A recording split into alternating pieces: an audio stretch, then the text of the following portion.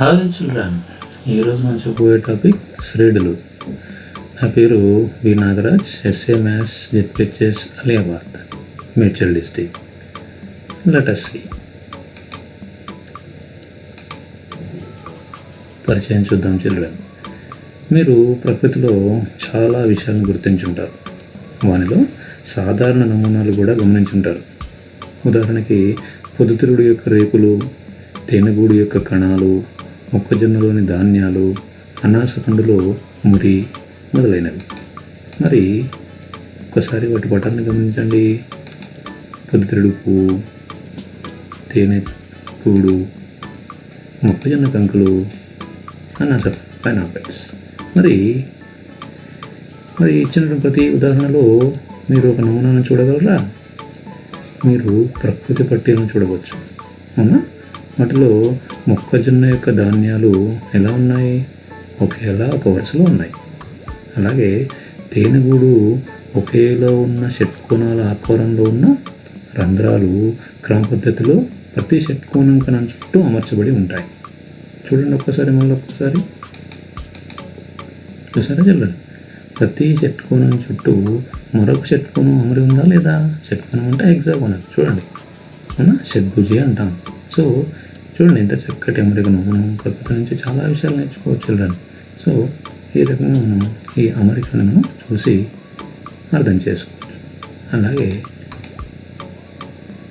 అదేవిధంగా ఇతర సహజ నమూనాలు, పైనాపిల్ యొక్క అమరి.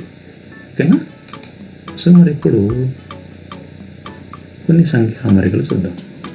మీరు ఆల్రెడీ చిన్న తరగతుల్లో ఇలాంటివి చూసుంటారు, చేసి ఉంటారు. చూడండి, 11, 17, 23, 29 అప్ టు సో ఆన్. ఇదొక సరళి, ఇదొక అమరిక, ఇదొక క్రమత, ఏదైనా పేరు పెట్టుకోవచ్చు. సో మరి ఇలాంటి అమరికలు ప్రతి 2-3 పదాలను మనం గమనించిన తర్వాత ఆ తర్వాత వచ్చే సంఖ్యలను ఈజీగా చెప్పచ్చు. సో మరి ఇంకా దానికి సులభమైంది ఇంకా చూద్దాం. 4, 8, 12, 16 అప్ టు సో ఆన్. ఈ సరళి లేదా ఈ క్రమత, ఈ సంఖ్య అమరికలో కూడా మనం 16 తర్వాత వచ్చేటువంటి సంఖ్యను ఈజీగా చెప్పవచ్చు. సరే, ఇంకా సులభమైంది చూద్దాం. 2, 4, 6, 8 అప్ టు సో ఆన్. ఇప్పుడు చూడండి, 8 తర్వాత తదుపరి సంఖ్య ఏంటి? అవును, అదేంటి? 10. మరియు తదుపరి వచ్చేటివి ఏంటివి? 12, 14 అప్ టు సో ఆన్. మరి ఎట్లా చెప్పగలుగుతున్నాను? 8కి 2 కలుపుతుంటే 10 వస్తుంది. ఈ 2 కలపాలన్నటువంటి మరి భావన ఎలా అర్థమైంది? చూడండి, మొదటి 2 పదాలు గమనించండి. 2కి 2 కలపడంతో 4, 4కి 2 కలపడంతో 6, 6కి 2 కలపడంతో 8. అంటే ఈ రకంగా 8 2 కలపడంతో ఏమొస్తుంది? మనకి 10 వస్తుంది. అదే మాదిరి 10కి 2 కలపడంతో 12, 12కి 2 కలపడంతో 14. ఈ రకంగా మనం ఈ అమరికని బట్టి ఎన్ని సంఖ్యలైనా మనం అందుకు రాయొచ్చు. అదే మాదిరి ఇంకొక సులభమైంది. 3, 6, 9, 12 అప్ టు సో ఆన్. ఇక్కడ కూడా ఏమవుతుంది? ప్రతి సంఖ్యను కూడా చూడండి, మొదటి పదం తప్ప, మొదటి పదం అలాగే మనమే తీసుకుంటున్నాం. అది తప్ప మిగిలిన సంఖ్యలు ఒక్కసారి గమనించండి చిల్డ్రన్. 3కి 3 కలపడంతో 6, 6కి 3 కలపడంతో 9, 9కి 3 కలపడంతో 12. ఈ రకంగా మనం అమరికను రాయగలుగుతున్నాం, చూడగలుగుతున్నాం, చూసి చెప్పగలుగుతున్నాం. మరి ఇప్పుడు 12 తర్వాత తదుపరి సంఖ్య ఏంటి? 12కి 3 కలుపుతుంటే ఏమొస్తుంది? 15. ఆ తదుపరి 18, 21 అప్ టు సో ఆన్. ప్రజలు అర్థమైంది కదా? అంటే ఇక్కడ ఒకటి గమనించండి, మనకు అంకగణిత ప్రక్రియ అయినటువంటి కేవలం నేను కూడికను మాత్రమే తీసుకున్నాను. ఈ రకంగా మనం తీసివేతను, గుణకారాన్ని, భాగారాన్ని ఆధారంగా చేసుకుని కూడా ఇలాంటి అమరికలను రాయవచ్చు. వాటిని ఏమంటాం? వాటిని మరి వివిధ రకాలుగా పిలుస్తాం. వాటిని మనం ముందు నేర్చుకోబోతున్నాం. చాలా interesting topics children, listen carefully. మరి మన దైనందిన జీవితానికి కొన్ని ఉదాహరణలు చూద్దాము. చూడండి అక్కడ. సరే, మళ్ళీ ఒక సంఖ్యల అమరికని తీసుకున్నాను నేను. 4/1, 4/2, 4/3, 4/4 అప్ టు సో ఆన్. ఈ విలువల నుండి తీసిన చివరి అంకెల జాబితాను గమనించారు. ఎప్పుడన్నా మనం 8th క్లాస్లో ఎలాంటివి చేసాం. ఓకే, 7th కూడా చేసాం. ఓకే, ఘాత నియమాలను ఉపయోగించుకుని. ఇప్పుడు చూడండి 4/1, 4 to the power of 1, 4 to the power of 2, 16. దాంట్లో 1ల స్థానమే రాస్తున్నాం చిల్డ్రన్. ఓకే, 16లో 1ల స్థానం ఏంటి? 6. అవుతుంది. దట్ ఈస్ 16లో ఒకటో స్థానం అంటే 6. అట్లాగే 4 పవర్ 3 అంటే 4 into 4 into 4, 4 for the 16, 16 for the 64. దాంట్లో కూడా ఒకట్ల స్థానం ఏంటి 4. అలాగే 4 to the power of 4లో దాంట్లో కూడా ఒకట్ల స్థానం అంటే 6. ఆ రకంగా మనం ఈ 4, 6, 4, 6 అనేటువంటి క్రమాన్ని, సరళని లేదా క్రమతని మనం గమనించవచ్చు. అట్లాగే చూడండి మరొకటి చాలా ఇంట్రెస్టింగ్. బ్యాంక్ పరీక్షకి సిద్ధం చేయడంలో భాగంగా మేరీ అయినటువంటి ఆమె కొన్ని నమూనాలపై సమస్యలు చేస్తుంది. మరి ఈ క్రింది క్రమత ఒక్కసారి గమనించండి. వాటి 2 పదాలు మనమే కనుక్కోవాలి. చూడండి 1, 2, 4, 8, 10, 20, 22 up to so on. 1, 2, 4, 8, 10, 20, 22 up to so on children. You have to say next 2 numbers. Okay, think about it. And next, one more interesting. Usha ఉద్యోగం కోసం దరఖాస్తు చేసుకుని ఎంపికైంది. ఆమెకు ఒక ఉద్యోగం వచ్చింది.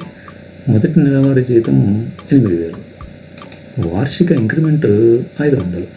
మరి ఆమె జీతం రూపాయల్లో 1వ సంవత్సరం, 2వ సంవత్సరం, 3వ సంవత్సరం అప్ టు సో ఆన్ ఈ సంవత్సరాల్లో మనం రాయొచ్చు కదా చిల్డ్రన్. చెప్పండి 1వ సంవత్సరంలో ఆమె జీతం మొత్తం నెలకు ఎంత అవుతుంది? వరుసగా ఏమవుతుంది 8,000. 2వ సంవత్సరం 8,500, 3వ సంవత్సరం 9,000. చూడండి ఇక్కడ కూడా ఒక అమెరికన్, అద్భుతమైనటువంటి అమెరికన్ మనం పరిశీలిస్తున్నాం, అర్థం చేసుకుంటున్నాం.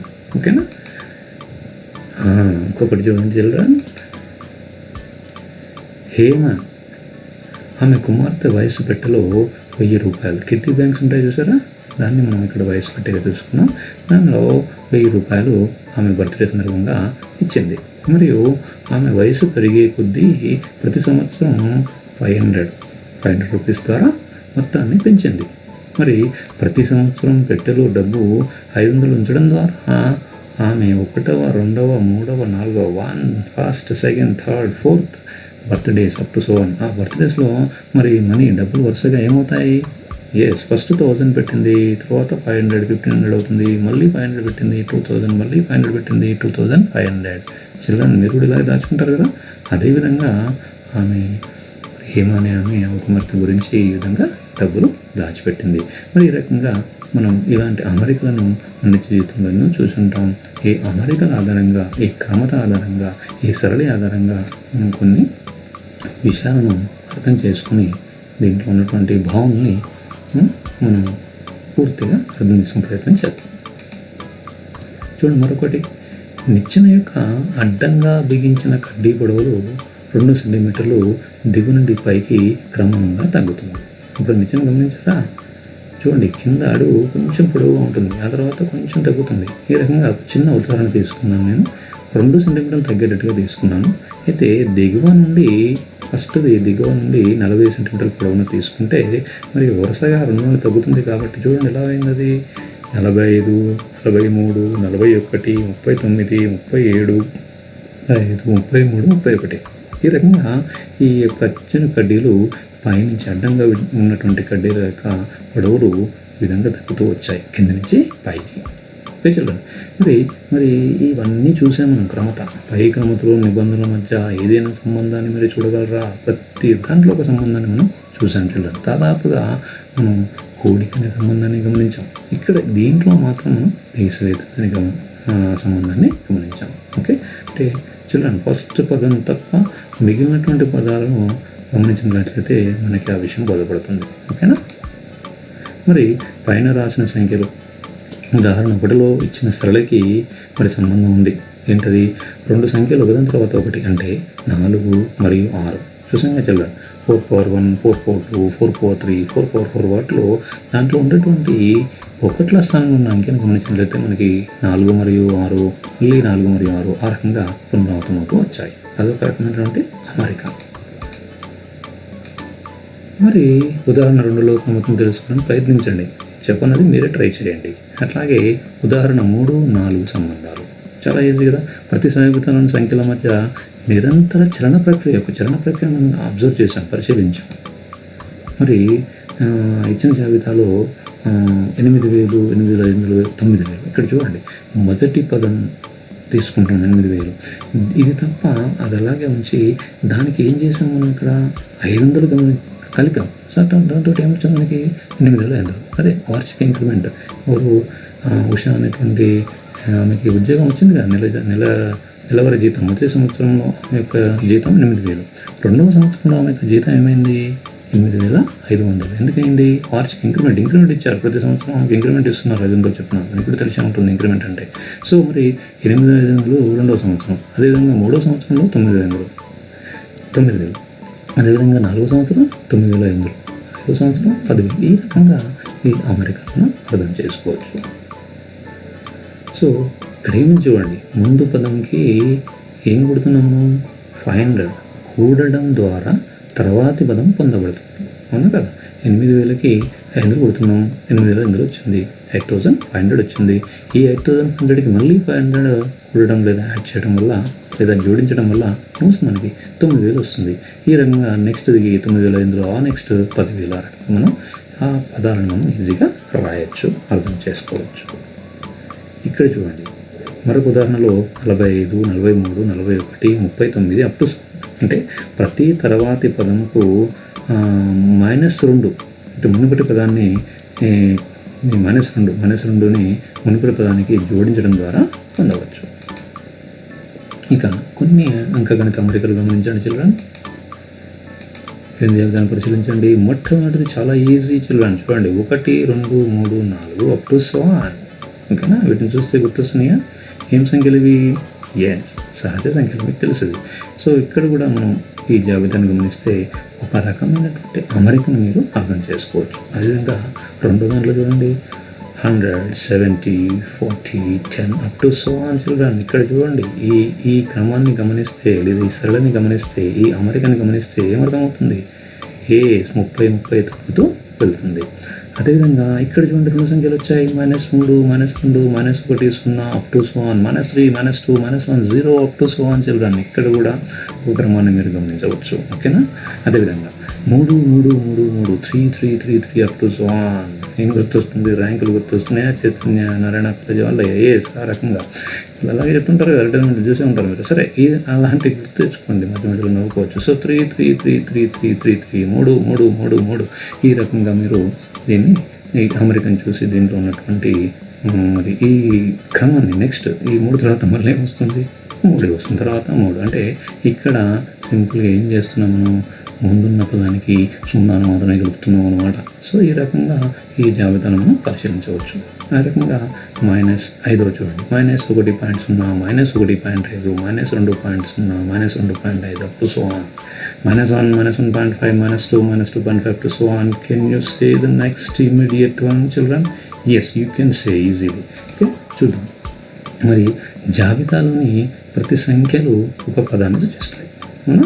మరి 1లో ప్రతి పదం దాని ముందు పదం కంటే 1 ఎక్కువ. చూడండి, అవునా? ప్రతి పదం దాని ముందు పదం కంటే 1 ఎక్కువ, లేదా మొదటి పదానికి 1 కలపడంతో రెండవ పదం, మళ్ళీ రెండవ పదంతో 1 కలుపుతోటి మూడవ పదం ఈ విధంగా వస్తుంది. పదం అని వాడుతున్నాను children, catch the point. Okay, next 2లో కూడా ప్రతి పదం దాని ముందు పదం కంటే 30 తక్కువ. అంతే కదా? 100 నుంచి 70కి ఏమైంది? తగ్గింది కాబట్టి ఇంత తగ్గింది, 30 తగ్గింది. సో అట్లాగే 70 నుంచి 40కి ఇంత తగ్గింది, 30 తగ్గింది కాబట్టి 30 తక్కువ. ఇక్కడ ఎక్కువ తక్కువలను వాడామంటే మొదటి దాంట్లో కూడికను ఉపయోగించాము, రెండో దాంట్లో తీసివేతను ఉపయోగించాము, అంతే. అట్లాగే 3 దాంట్లో చూడండి, ప్రతి పదం 1ని దాని పూర్వపదానికి కలపడం ద్వారా మరి వచ్చే పదం పొందబడింది. చూడండి, -3కి 1 కలుపుతో ఏమొచ్చింది? -2, -2కి 1 కలుపుతో -1, -1 కలుపుతో 0. ఈ రకంగా ఇక్కడ కూడిక ద్వారా ఈ అమరికను మనం అర్థం చేసుకోవచ్చు. ఇక్కడ 3, 3, 3 మనకు వచ్చేసిన సంఖ్య. ఈ క్రమాన్ని మరి గమనిస్తే చెప్పండి, ఎక్కడ ఏం చేసాము? 4వ జాబితాలోని అన్ని పదాలు 3 అనగా ప్రతి పదం 0ను దాని పూర్వపదాన్ని కలపడం ద్వారా పొందబడింది. సింపుల్. పూర్వపదం అంటే ముందు పదం, దీనికి 0 కలపడంతో తర్వాత పదం వచ్చింది. అలాగే మళ్ళీ 3కి 0 కలపడంతో తర్వాత పదం వచ్చింది. ఆ రకంగా ఈ అమరికను, ఈ జాబితాను మనం అర్థం చేసుకోవచ్చు. నెక్స్ట్ 5వ చూడండి, ప్రతి పదం దాని ముందు పదం నుండి ఏం తీసేస్తున్నాం? 0.5ని తీసేయడం ద్వారా పొందుతున్నాం. అవును, -1.0, -1.5 ఏమొస్తుంది? -1.5. ఆ రకంగా ఇక్కడ మరి 2 మైనస్ ఉన్నప్పుడు తెలుసు కదా, కూడతామని. అదే రకంగా ఇక్కడ ఆ అమరికను అర్థం చేసుకుని ఇలాంటి జాబితాను నేను రాయొచ్చు. ఓకే. ఏం లేదు చిల్డ్రన్, సింపుల్గా ఈ పరిశీలన ద్వారా వచ్చేటువంటి చిన్న చిన్న సమస్యలు, చాలా ఇంట్రెస్టింగ్ చాప్టర్, చాలా బాగుంటుంది. ప్రతి విషయాన్ని జాగ్రత్తగా గమనించండి, ప్రతి అంశాన్ని పరిశీలించండి. సో పైన పేర్కొన్నటువంటి అన్ని జాబితాల్లో వరుస పదాలను తీసేయడం ద్వారా మనం పొందుతున్నాం. మనం ఇప్పుడు చూడండి 1, 2, 3, ఇప్పుడు 1 తర్వాత 2, 2 తర్వాత 3 వచ్చింది. స్పష్టంగా తెలియాలంటే అది చిన్న చిన్న సంఖ్యలు కాబట్టి మనం ఈజీగా చేయగలుగుతాం.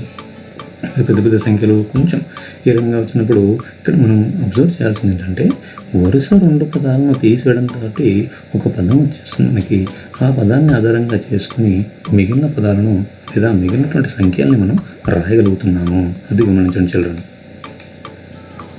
ఇక అంకశ్రేణి, అర్థమెటిక్ ప్రోగ్రెషన్, దీన్ని సింపుల్గా ఏపీ అని అంటాం. అంటే ఏమిటి? ఓకే అంటే చూడండి, శ్రేణి అనేటువంటి పదాన్ని వాడింది నేను.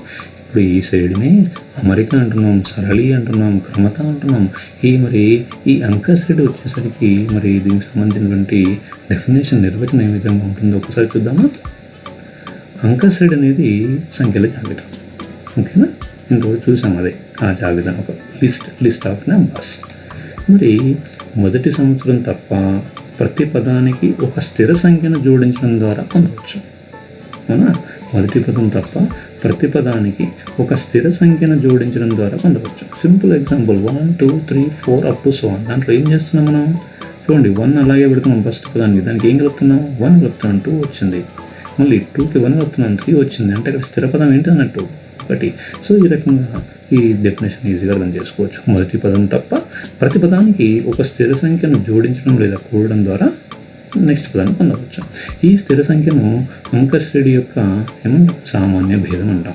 ఎందుకంటే ముందుగానే చెప్పుకున్నాం, 2 వరుస పదాల యొక్క భేదాన్ని ఆధారంగా చేసుకుని మనం ఈ యొక్క అంకశ్రేణిని మనం ఈ శ్రేణిని అర్థం చేసుకోవచ్చు. కాబట్టి దానికి ఏం పేరు పెట్టారు వాళ్ళు? సామాన్య భేదం. శ్రీచిల్లండి, చాలా ఇంపార్టెంట్ ఈ పదాలు గుర్తుపెట్టుకోవాలి. మరి అంకశ్రేణి యొక్క మొదటి పదాన్ని దేంతో చూపిస్తాం? జనరల్గా A1. సో ఈ సబ్స్క్రిప్ట్లో 1 అని రాస్తాం, స్మాల్ లెటర్ ఏతో చూపిస్తాం A1. రెండవ పదాన్ని A2తో చూపిస్తాం. ఆ రకంగా మరి ఎన్నో పదాన్ని ANగా చూపిస్తాం. అలాగే సామాన్య భేదాన్ని డిఫరెన్స్ Dతో చూపిస్తాం, కామన్ డిఫరెన్స్ అంటాం ఇంగ్లీష్లో. అప్పుడు మరి ఏపీ ఏమవుతుంది? A1, A2, A3. ఏపీ అంటే అర్థమెటిక్ ప్రోగ్రెషన్, దాన్ని తెలుగులో అంకశ్రేణి అంటాం, ఇంగ్లీష్లో అర్థమెటిక్ ప్రోగ్రెషన్ సింపుల్గా ఏపీ అని రాస్తాం. మరి అప్పుడు ఏపీ ఏమవుతుంది? A1, A2, A3 up to so on. మరి ఏపీ అని ఎట్లా చెప్పగలుగుతున్నాం? A2 - A1 is equal to A3 - A2 is equal to A4 - A3 is equal to up to so on. మరి చివరి సంఖ్యలు చూసుకున్నట్లయితే AN - AN - అంటే మనం ఇక్కడ ఒక ఫినైట్ అంటే ఒక పరిమితమైనటువంటి నెంబర్ మాత్రమే తీసుకుంటే ఇది పరిమిత అంకశ్రేణి కిందికి వస్తుంది. అది ముందు ఎలా మనం గుర్తించగలం? మరి ఈ సూత్రం ఆధారంగా, అంటే ఈ యొక్క భావన ఆధారంగా అది ఇచ్చినటువంటి జాబితా లేదా క్రమత లేదా సరళి లేదా శ్రేణి అంకశ్రేణి అవుతుందా లేదా అనేది చూడండి. ఈ యొక్క సూత్రాన్ని ఉపయోగించి మనం చెప్పగలుగుతాం. అంటే ఏం చేస్తాం? మొదటి 2 వరుస పదాలు అటువంటి భేదాన్ని గమనిస్తే అది ఒకే విలువ అయి ఉండాలి, స్థిర సంఖ్యగా రావాలి. మరి అలా వచ్చినట్లయితే ఆ శ్రేణిని మనం అంకశ్రేణి అంటాం. సో ఇలా ఉండాలన్నమాట. A2 - A1 అలాగే A3 - A2. రెండో పదం నుంచి మొదటి పదాన్ని తీసేస్తాం, అలాగే మూడో పదం నుంచి రెండవ పదాన్ని తీసేస్తాం. సో ఇలాంటి గుర్తులను, ఇలాంటి చిన్న చిన్న పదాలను ఏమంటామో మీరు గుర్తుపెట్టుకుంటే ఈ యొక్క అంకశ్రేణిలు అటువంటి చాప్టర్ చాలా ఈజీ. ఇదే కాదు, ఇంకొక రకమైనటువంటి శ్రేణి కూడా ఉంది, తర్వాత నేర్చుకోబోతున్నా. ఓకే చిల్డ్రన్, చాలా interesting and easy chapter. Listen careful. చూడండి, ఏపీ యొక్క మరికొన్ని ఉదాహరణలు చూద్దాం చిల్డ్రన్. చూడండి, ఉదయం అసెంబ్లీలో క్యూలో నిలబడి ఉన్న పాఠశాల యొక్క కొంతమంది విద్యార్థుల ఎత్తులు సెంటీమీటర్లో గమనించండి చిల్డ్రన్. ఇక్కడ 147, 148, 149 అప్ టు 157. ఇక్కడ ఏమవుతుంది? ఒక్కొక్క సెంటీమీటర్ పెరుగుతూ వెళ్ళింది. ఇక్కడ కూడా మొదటి పదం తప్ప మిగతా పదాలని పొందాలంటే ఏం చేసాం మనం? ఒక స్థిర పదాన్ని కలిపాం. 147కి 1 కలపడంతో 148, అట్లాగే 148కి 1 కలపడంతో 149, ఆ రకంగా 157 వరకు కొన్ని పరిమితమైన సంఖ్యలు మనం తీసుకున్నాం. అలాగే ఒక నగరంలో వారానికి కనిష్ట ఉష్ణోగ్రతలు డిగ్రీ సెల్సియస్లో నమోదు చేయబడ్డాయి. వాటిని చూడండి, ఆరోహణ క్రమంలో అమర్చబడ్డాయి. ఆరోహణ క్రమం అంటే స్మాల్ టు బిగ్. చిన్న నుంచి పెద్ద. మరి చిన్న నుంచి పెద్ద చిల్డ్రన్ చూడండి, -3.1, -3.2, 3.0, -2.9, -2.8. మరి ఈ రకంగా వెళ్తూ ఉన్నట్లయితే మనం ఎంతని తీసేస్తున్నామో కలుపుతున్నామా? సింపుల్గా ఇక్కడ ఏం చేస్తున్నాం? తీసివేత చేస్తున్నాం. అయితే ఇక్కడ మరి -3.1, -3.0 అనేది వీటిని పోల్చినట్లయితే ఏది చిన్నది మరి? -3.1. ఎందుకు? ఇవన్నీ కూడా రుణ సంఖ్యలు. మనకు తెలుసు రుణ సంఖ్యలు మనం ఆరోహణ క్రమంలో చేసేటప్పుడు ఈ రకంగా రాస్తాము. ఓకేనా? సో ఈ రకమైనటువంటి క్రమాన్ని మనం అర్థం చేసుకోవచ్చు. మన డైలీ లైఫ్లో ఉన్నటువంటి మరికొన్ని ఉదాహరణలు మనం చూస్తున్నాం. అట్లాగే ఇది చూడండి, చాలా ఇంట్రెస్టింగ్ ఎగ్జాంపుల్. ప్రతి నెల 1000లో 5% చెల్లించిన తర్వాత మిగిలిన డబ్బు 950, 900, 850, 800 అప్ టు సో. చూడండి, ఒకరి వద్ద 1000 రూపాయలు అప్పు తీసుకున్నాం. మనం ఏం చేస్తున్నాం? 5% చొప్పున చెల్లిస్తామని చెప్పి వాళ్ళ దగ్గర మనం ఒప్పందం చేసుకుంటాం. అంటే మొదట 1000లో 5% చెల్లిస్తే చెల్లించిన తర్వాత మిగిలిన డబ్బు ఎంత ఉంటుంది అంటే 50 రూపాయలు ఇచ్చేసాం. అంటే ఇంకెంత మిగులుతుంది మన దగ్గర? ఇంకా 950. తర్వాత మళ్ళీ 50 ఇచ్చేసాం. ఇంకెంత ఇవ్వాలి? 900. మళ్ళీ 50 ఇచ్చేసాం. 850. ఈ రకంగా ఇలాంటి ఒప్పందాలు చేసుకుంటాం అనమాట. దాంట్లో కూడా ఈ అంక శ్రేణిని మనం ఈజీగా అర్థం చేసుకోవచ్చు. చూడండి, చాలా చిల్డ్రన్ ఇవన్నీ కూడా మన దైనందిన జీవితానికి సంబంధించినటువంటి చిన్న ఉదాహరణలు. వాటిని బట్టి కూడా మనం ఈ భావనను సంపూర్ణంగా పూర్తిగా అవగాహన చేసుకోవచ్చు. మరి ఇవి ఎక్కడెక్కడ ఉపయోగపడుతున్నాయో చూడండి. మన దైనందిన జీవితంలో ఏ రకంగా ఇవి ఉపయోగపడుతున్నాయో చూడండి. చాలా చిన్న సమస్యలు, చిన్న భావనలు కాబట్టి ఈజీగా ఉంటుంది. మంచిగా అర్థం చేసుకొని ప్రాక్టీస్ చేయండి. మరొకటి చూడండి, 1 నుండి 12 తరగతుల టాపర్లకు ఒక పాఠశాల ఇచ్చిన నగదు బహుమతులు. చూడండి, 1వ తరగతి వాడికి ఫస్ట్ వచ్చిన వాడికి 200 రూపాయలు, 2వ తరగతి వాడికి ఫస్ట్ వచ్చిన వాడికి 250 రూపాయలు. ఆ రకంగా మనం 12వ తరగతి వాడికి మనకి ఈ సంఖ్య ఇవ్వకుండానే వాడికి ఎంత వస్తుందో మనం ఈజీగా చెప్పగలం. అలాంటివి సమస్యలు మనం చేయబోతాం. చూడండి, ఇలాంటి మీరు ఇప్పటి నుంచి అర్థం చేసుకుంటే అక్కడి వరకు ఈజీగా మీరు చేయగలుగుతారు. సో ఈ రకంగా ఇలాంటి దైనందిన జీవిత సమస్యలను మనం వీటిని ఉపయోగించుకోవచ్చు. మరి మరొకటి, ప్రతి నెల 50 రూపాయలు చొప్పున తర్వాత 10 నెలల మొత్తం పొదుపు చేస్తున్నాడు. ఒక అబ్బాయికి వాళ్ళ డాడీ మరి ప్యాకెట్ మనీ ఇస్తున్నాడు. మొదటి నెల 50 ఇచ్చాడు. అతను మరి 50ని అలాగే ఖర్చు పెట్టుకోకుండా మళ్ళీ ప్రతి నెల మరి 50 అనుకున్నాం కాబట్టి 2 నెలల అతని దగ్గర ఏమవుతుంది? 100 రూపాయలు, 3 నెలలు 150, 4 నెలల 200. ఈ రకంగా 10 నెలలు మంచిగా దాచిపెట్టుకున్నాడు. అతని దగ్గర 10 నెలల చివరికి మొత్తం అమౌంట్ ఎంత అయింది? 500 రూపాయలు. మరి ఈ రకంగా ఇలాంటి దైనందిన జీవితానికి సంబంధించినటువంటి కొన్ని చిన్న విషయాలను ఈ శ్రేణిలోకి ఆపాదించుకొని మనం పూర్తి అవగాహన చేసుకోవచ్చు. ఇంకొక ఇంట్రెస్టింగ్ కాన్సెప్ట్ భావన children, an = a + n - 1 × d రాబట్టడం. ఓకేనా?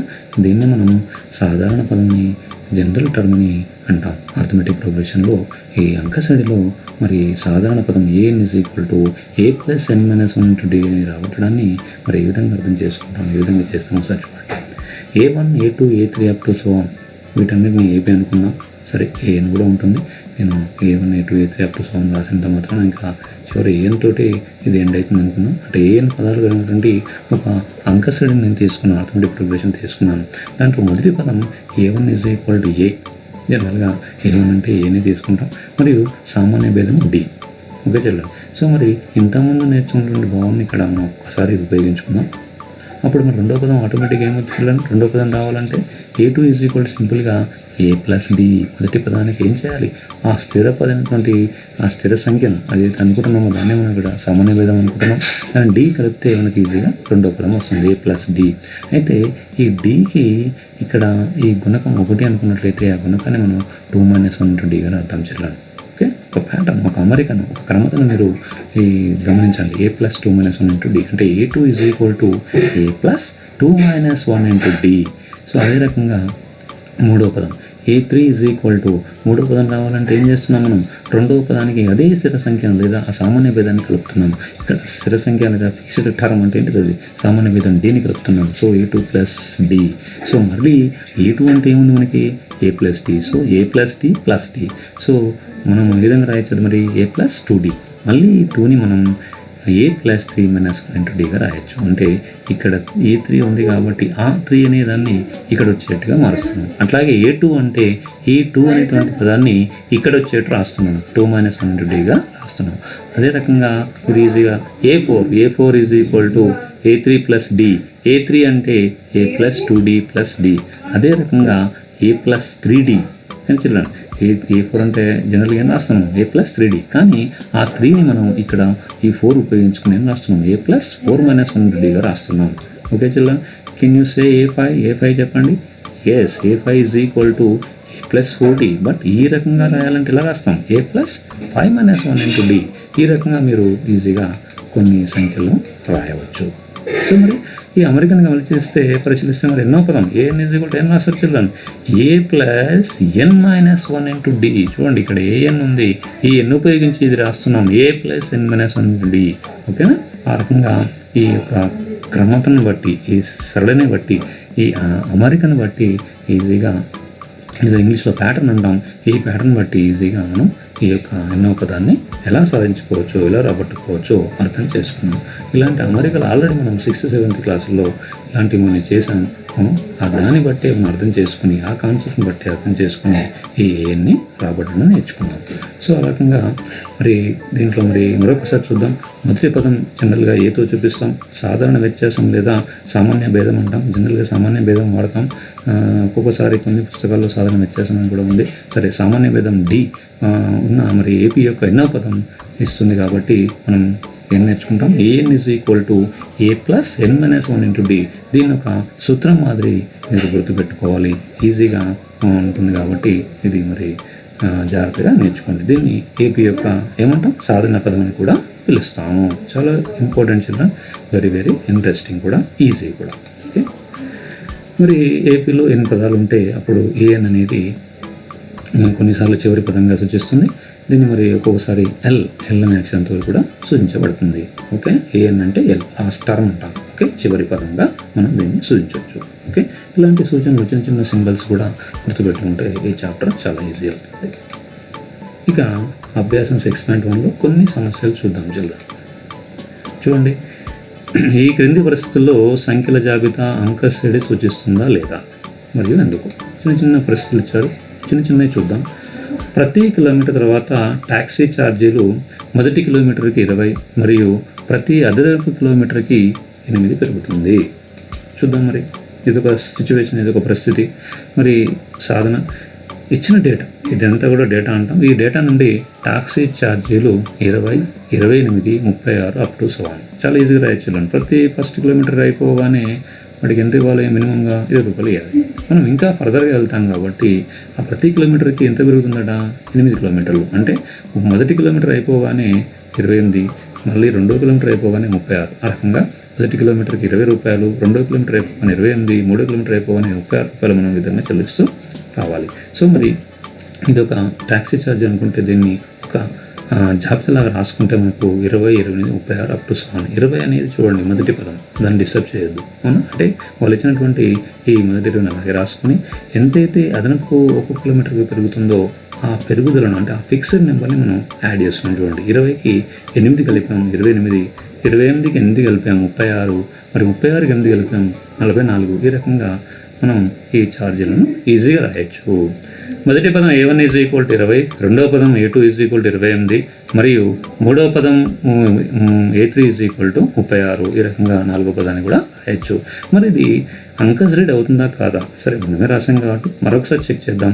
A2 minus A1 is equal to 28 minus 20. చూడండి, వరుస పదాల యొక్క భేదాన్ని మనం మరి సమానంగా వస్తుందో చెక్ చేసుకుంటాం.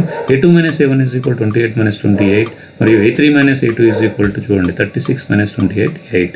ఈ రకంగా ఇక్కడ స్థిర పదం సామాన్య భేదం అనేది 8 వచ్చింది కాబట్టి ఈ రకంగా మనం దీన్ని అంకశ్రేణి అని గుర్తించవచ్చు.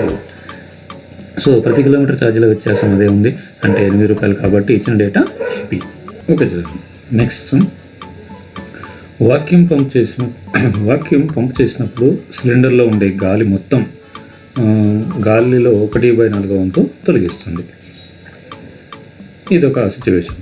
సాధన, ఒక సిలిండర్లో ఉన్న గాలి మొత్తం Xగా ఉండనివ్వండి. మరి ఇచ్చిన డేటా అండి సిలిండర్లో ఉన్న గాలి ఎక్స్ అయితే దాని నుంచి మొదటగా x/4, ఆ తర్వాత x/16, ఆ తర్వాత x/64గా బయటికి తీస్తున్నారు. మరి మొదటి పదం ఇది ఒక లిస్ట్గా రాశాం కాబట్టి మొదటి పదం a1 = x, రెండో పదం a2 = x/4, మూడో పదం a3 = x/16. అంటే నాలుగో వంతు చెప్పిన డేటా నుండి సిలిండర్లో ఉన్న గాలి x/4, x/16, x/64 up to so on. మొదటి పదం a1x, రెండో పదం a2 x/4, మూడో పదం a3 x/16.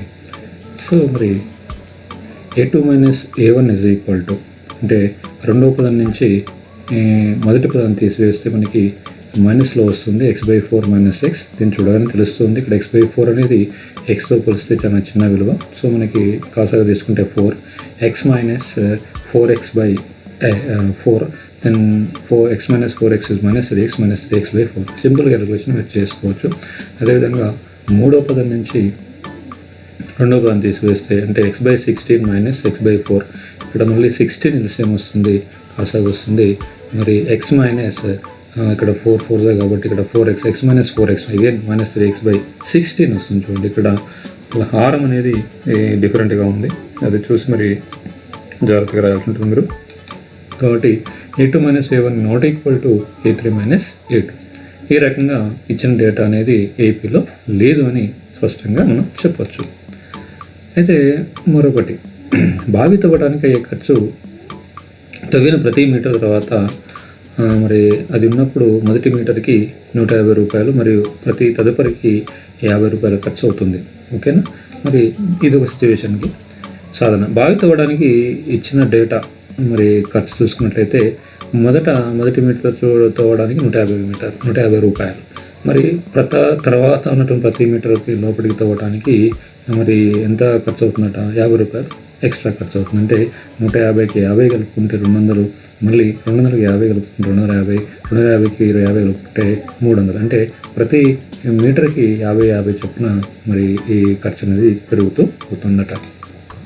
మరి ఈ సిచ్యువేషన్లో చూసుకున్నట్టయితే మొదటి పదం a1 150, రెండో పదం a2 200 మరియు మూడో పదం a3 250. ఈజీగా రాయొచ్చు చిల్డ్రన్. సిచ్యువేషన్ అర్థం చేసుకుంటూ మరి ఈజీగా ఇది ముందుకు రాస్తూ వెళ్ళొచ్చు.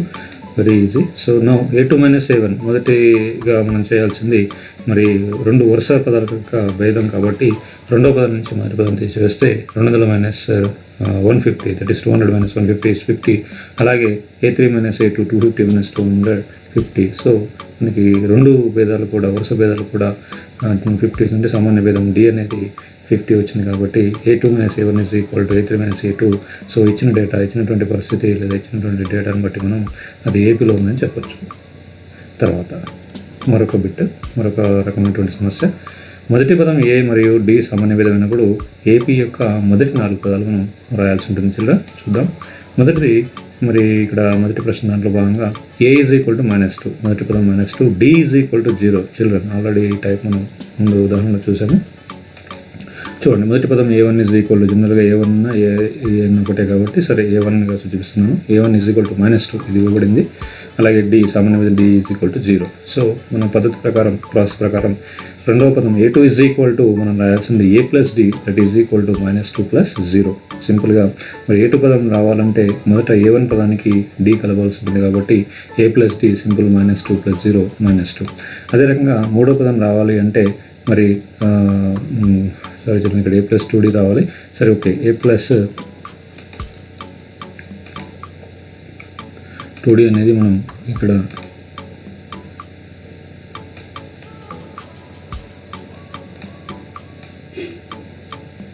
a + 2d is equal to -2 + 2 × 0 ఎట్లాగో 2 × 0 0 కాబట్టి సింపుల్గా విల్ గెట్ -2 + 0 -2. అదే రకంగా మనం ఇక్కడ నాలుగో పదం చూడండి, a + 3d. ఈ a + 3dలో కూడా మరి a బదులు -2, d బదులు ఇక్కడ మరి 0 కాబట్టి 3 × 0 0, -2 + 0 -2. ఈ రకంగా మనకి మొదటి 4 పదాలు కూడా -2 -2 -2 అనేది రిపీట్ అవుతుంది కాబట్టి ఈజీగా మీరు ఇది చేయొచ్చు. అట్లాగే మరొక సమస్య, a = 10, d = 10. సో మొదటి పదం A = 10 ఇవ్వబడింది, అలాగే సామాన్య భేదం D = 10 ఇవ్వబడింది. సో మరి A2 రావాలన్నప్పుడు సింపుల్గా మొదటి పదానికి 10 యాడ్ చేస్తాం. So A + D = 10 + 10 = simply 20. ఈజీగా ఇది ఓరల్గా కూడా చెప్పొచ్చు మీరు, కాబట్టి మనం ప్రాసెస్ నేర్చుకోవాలి కాబట్టి స్టెప్ బై స్టెప్ చేయాల్సి ఉంటుంది. సో మొదటి పదం A3 = A + D + D, that is A + 2D. So you can write easily A3 = A + 3 - 1 × D, that is A + 2D. ఆ ఫార్ములాతో కూడా రాయొచ్చు. భేద లేకుంటే భేద ప్యాటర్న్, ఈ ప్రాజెక్ట్ ప్యాటర్న్ ప్రకారం కూడా, ఈ అమరిక అనుసారం కూడా మనం ఈజీగా రాయొచ్చు, ప్యాటర్న్ ప్రకారం కూడా రాయొచ్చు. So A + that is 10 + 2 × 10 20, 10 + 20 = 30. అట్లాగే నాలుగో పదం A4 = A + 3D, that is 10 + 3 × 10 30, A + 10 + 30, that is 40. So ఈ రకంగా మొదటి 4 పదాలు 10 20 30 40 మనం రాయొచ్చు. మరొక సమస్య, ఇలాంటివి చాలా జాగ్రత్త చేయాలి చిల్డ్రన్. ఇక్కడ మైనస్లో ఉన్నాయి, అదే కాకుండా దశాంశ బిందువుతో కూడుకున్నటువంటి సంఖ్యలు కాబట్టి జాగ్రత్త చేయాలి. A = -1.25 and D = -0.25. సో పదం A, మొదటి పదం మనకు -1.25 ఇవ్వబడింది, మరియు సామాన్య విధం D = -0.25. సో మనకి రెండో పదం రావాలన్నప్పుడు A + D సూత్రం సహాయంతో -1 + 25 + -0.25. మరి both are having the same sign, రెండింటికి సేమ్ సైన్ ఉన్నప్పుడు మనం యాడ్ చేయాలి కాబట్టి -1.50. జస్ట్ లైక్ రూపీస్ పైస్ లాగా వీటిని యాడ్ చేసుకుంటే 1 రూపీ 25 పైసలు, 25 పైసలు యాడ్ చేసుకుంటే 1 రూపీ 50 పైసలు, లైక్ దట్. సో ఈజీగా మనం ఇవి యాడ్ చేసుకోవచ్చు. సో -1.25, ఇది కూడా మైనస్ కాబట్టి you should add compulsory. So -1.50. In the same way మూడో పదం A + 2D, A3 = A + 2D, that is -1.25 plus 2 × 0.25 0.5, that is -1.25 - 0.5, that is equal to -1.75. In the same way fourth term A4 = నాలుగో పదం A + 3D. So simply you can write it by seeing this pattern. My A4 = A + 3D, otherwise we using the AN = A + n - 1 to D ఆ ఫార్ములాతో కూడా మనం ఈజీగా రాయొచ్చు. So A plus, that is A value -1.25 plus 3 × 0.25, that is 0.75. Already minus ఉంది కాబట్టి -0.75. Both are having the same sign, -1.25 -0.75. So together -2.00. So మరి ఈ ఏపీలో ఉన్నటువంటి 4 పదాలు -1.25 -1.50 -1.75 -2.00. సో చిల్డ్రన్, మరి మరొక రకమైనటువంటి సమస్య తీసుకున్నట్లయితే ఈ క్రింది వానిలో ఏది ఏపీ, మరి అవి ఏపీని ఏర్పాటు చేస్తే సామాన్య విధం D, మరియు మరో 3 పదాలు మనం రాయాల్సి ఉంటుంది, రాయాలి. సో ఇక్కడ చూడండి -1.2 -3.2 -5.2 -1.2. మరి ఇవి ఏర్పాటు చేస్తే లేదా అంటే ఇచ్చినటువంటి ఈ జాబితా అనేది ఏపీ అవుతుందా లేదా, అంటే అంకశ్రేణి అవుతుందా లేదా మనం చెక్ చేయాల్సి ఉంటుంది. ఆల్రెడీ దీన్ని అవగాహన పరుచుకున్నాం, ఆల్రెడీ చెప్పుకున్నాం మనం ఇది. సో ఇచ్చినటువంటి శ్రేణిలో A1 A2 A3 A4 4 పదాలు ఇవ్వడం జరిగింది. సో మనం A2 - A1 A3 - A2 ఈ రెండింటిని చెక్ చేసుకుంటే సరిపోతుంది. ఆ యొక్క భేదాలు, వరుస భేదాలు అనేటువంటివి, వరుస సంఖ్యల భేదాలు అనేటువంటివి, వరుస పదాల యొక్క భేదాలు అనేటువంటివి సమానంగా వచ్చినట్టయితే వాటి మనం ఈజీగా ఏం చెప్పుకోవచ్చు, అంకశ్రేణి అని చెప్పుకోవచ్చు. సో మరి మొదటి పదం A1 = A -1.2, రెండో పదం A2 = -3.2, మూడో పదం A3 = -5.2. That's enough. So now we can use A2 - A1 and A3 - A2 the differences. So A2 - A1 is -3.2 -1.2. జాగ్రత్తలో ఇక్కడ 2 మైనస్లు వచ్చాయి. సో -3.2 + 1.2. సో ఇక్కడ -3 + 2 డిఫరెన్స్ సైన్సెస్ కాబట్టి 2 డిఫరెన్స్ సైన్ ఉన్నప్పుడు మనం తీసివేత చేయాలి కాబట్టి we can write simply -2.0.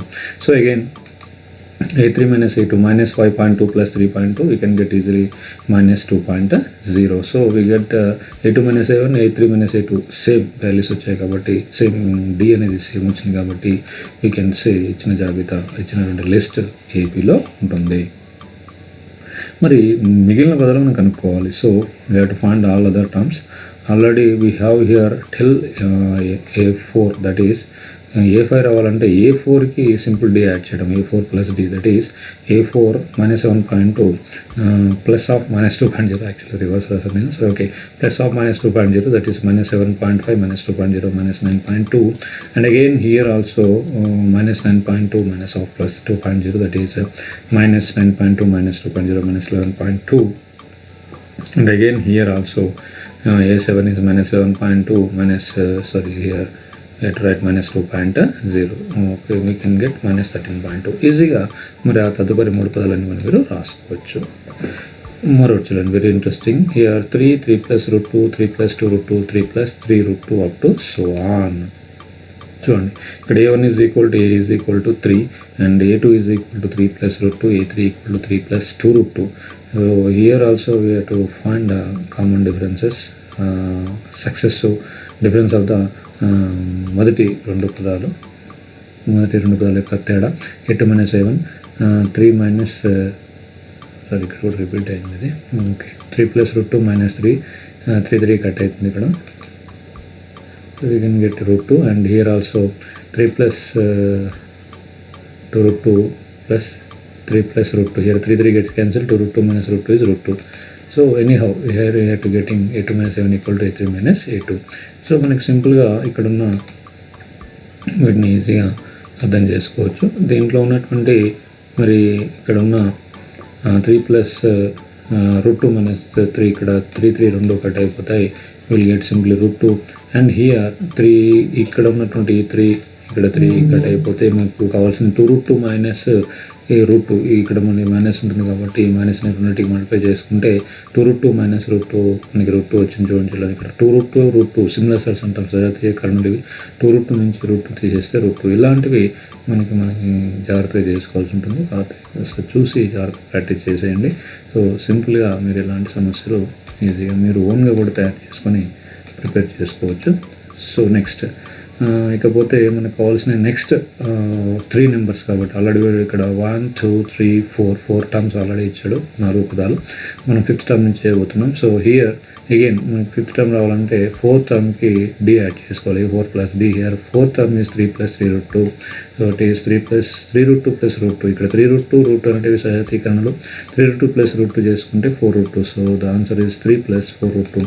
In the same way a6 రావాలంటే మళ్ళీ ఇక్కడ ఉన్న a5కి మన డీని అంటే ఈ ఫిక్స్డ్ టర్మ్ని ఈ ఫిక్స్డ్ పదాన్ని మనం యాడ్ చేయాలి. So 3 plus 4 root 2 plus root 2 is equal to 3 plus 5 root 2. So అదేవిధంగా a7 మూడవ పదం రావాలన్నప్పుడు 3 plus 5 root 2 plus root 2 అంటే వాడినటువంటి 3 పదాల్లో a7 అనేది మూడవ పదం అవుతుంది కాబట్టి ఈ రకంగా 3 plus 5 root 2 plus root 2 మనం 3 plus 6 root 2 ఈ రకంగా ఈజీగా మనకు సంబంధించినటువంటి ఇలాంటి సమస్యలను ఈజీగా సాధించుకోవచ్చు. సో ఇక్కడ మన ఫైనల్ కంక్లూజన్ రాస్తున్నాం. తదుపరి 3 పదాలు 3 plus 4 root 2, 3 plus 5 root 2, 3 plus 6 root 2 చూడగానే కూడా చెప్పొచ్చు. బట్ మన ప్రాసెస్ అనేది ఇంపార్టెంట్. ఈ ప్రాసెస్ ప్రకారం చేసుకుంటే ఎలాంటి సమస్యని ఈజీగా చేయొచ్చు. ఇక చివరిది root 2, root 8, root 18, root 32. Children, here see this root 2, root 8, root 18, root 32. ఇవి యాక్చువల్గా వీటిని మనం మిశ్రమ కరణాలు రాయాల్సి ఉంటుంది. ఆల్రెడీ root 2, root 8 ఇవన్నీ మనకి సరళ సరణులుగా ఇవ్వడం జరిగింది. వీటిని మనం మిశ్రమ కరణాలుగా రాయడం మిక్స్డ్ సర్డ్స్గా రాయాల్సి ఉంటుంది. సింపుల్గా దానికోసం a1 is equal to a is equal to root 2a, a2 is equal to root 8, a3 is equal to root 18. That's enough. మనకి ఈ 3 చాలు. ఎందుకంటే a2 minus a1, a3 minus a2 చేయాలి కాబట్టి మొదటి 3 పదాలతోటే మనం ఈ సమస్యను కొనసాగిస్తున్నాం. ప్రతి ప్రాసెస్ కూడా అలాగే చేస్తున్నాం. a2 minus a1 root 8 minus ఇక్కడ మనకు కావాల్సింది root 8. a2 minus a root 8 మనం 2 root 2 రాయొచ్చు. ఎందుకంటే root 8 2 into 2 into 2 3 2s ఉంటాయి. మరి 3 2s అన్నప్పుడు 4 into 2 4 into 2 అన్నప్పుడు root 4 అంటే 2. root 2 అలాగే మిగిలిపోతుంది. 2 root 2 minus root 2. 2 root 2 minus root 2 is root 2. In the same way a3 minus a2 root 18 minus root 8. root 18 మనం root 9 into 2 or otherwise 3 into 3 into 2 రాయొచ్చు. So root of 3 into 3 is 3 root 2 minus 2 root 2. again we get root 2. అంటే మనకి మళ్ళీ ఇక్కడ సామాన్య భేదం అనేది ఒకే రకంగా వచ్చింది కాబట్టి వీ కెన్ సే జాబితా ఇచ్చిన జాబితా a2 minus a1 is equal to a3 minus a2 కాబట్టి ఇచ్చిన జాబితా AP arithmetic progression అంకస్ రెడీ. సో నా a5 సింపుల్గా వీ కెన్ రైట్ a5 రాయడం కోసం ఇది ఇలాగే ఉంచండి చిల్డ్రన్. ఇక్కడ మనకి మరి ఈ root 32ని మనం రాయాల్సి ఉంటుంది కాబట్టి root 16 into 2 root 16 అంటే 4 కాబట్టి 4 root 2 otherwise we can write it as in the prime factorization form. You will get simply 4 root 2 ఈజీగా మనకి ఈజీగా ఈ root 32ని 4 root 2గా రాసుకోవచ్చు. root 2 plus 4 root 2 కూడా సజాతీకరణలు కాబట్టి 5 root 2. సో అలాగే a6 నెక్స్ట్ మళ్ళీ దీనికి 5 root 2 root 2 కలపడం, అది root 2 5 root 2 కలపడం. సో మనకి 6 root 2 వస్తుంది. ఈ విధంగా root 2 plus 6 root 2 7 root 2. ఈ రకంగా చివరి 3 పదాలు మనం ఈ రకంగా చేయొచ్చు. సో మిగతా సమ్స్ని బోర్డు మీద చేయడానికి ట్రై చేద్దాం. ఈజీగా ఉంటాయి. సో ఇంకా కొంచెం లెంతీ సమ్స్ ఉంటాయి కాబట్టి we can use on board. So children ఇలాంటి చాప్టర్స్ ఈజీగా మార్క్స్ కూడా స్కోరింగ్ చేసుకోవచ్చు కాబట్టి జాగ్రత్తగా ప్రాక్టీస్ చేసుకోండి. Thank you.